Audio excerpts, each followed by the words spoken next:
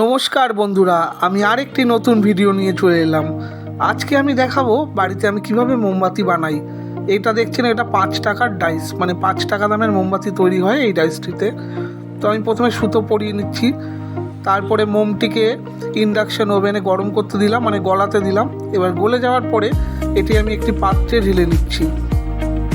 এই পাত্রের দ্বারা আমি ডাইসের মধ্যে ধীরে ধীরে মোম গলাটা ঢেলে দিচ্ছি।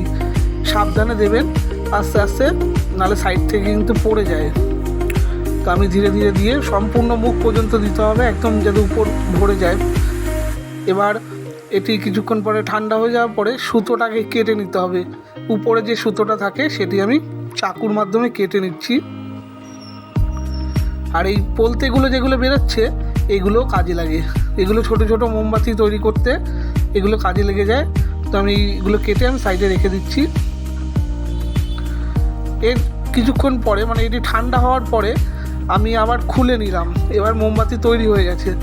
এবার আপনারা দেখুন, আমি এটাকে ধীরে ধীরে খুলছি। এই যে কি সুন্দর মোমবাতি, দেখুন আমি হাত দিয়ে ছাড়িয়ে নিচ্ছি। হাত দিয়ে ছাড়িয়ে নেওয়ার পরে আমি এটা কাঁচি দিয়ে কেটে নেব সুতোগুলো। এই যে সুন্দরভাবে কেটে নিচ্ছি।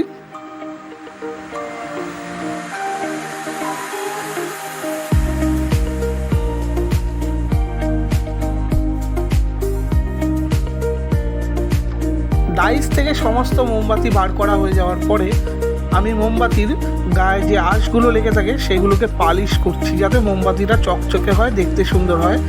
তো আমি যে কটা মোমবাতি হয়েছে সেগুলো সব কটাকে পালিশ করে সুন্দর করে চকচকে করে ফেলছি। পালিশ করা সম্পূর্ণ হওয়ার পরে আমি এগুলোকে বক্সের মধ্যে ভরে ফেলছি। 6 পিস করে একটি বক্সের মধ্যে থাকে। আর এই বক্সটির দাম আমি এখন 30 টাকা করে নিচ্ছি।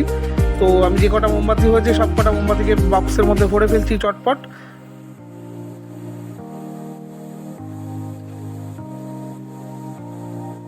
বক্সে মোমবাতিগুলো ঢোকানোর পরে এগুলোকে সেলুটেপ দিয়ে সিল করে দিতে হয়। বক্সের দুদিকেই মুখগুলোকে বন্ধ করে দিতে হয় সেলুটেপ দিয়ে।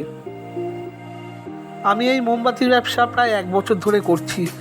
আমি আগে অনেক দোকানে মোমবাতি সেল করতাম, কিন্তু আমার শরীর খারাপ হওয়ার পরে আমি আর পারি না।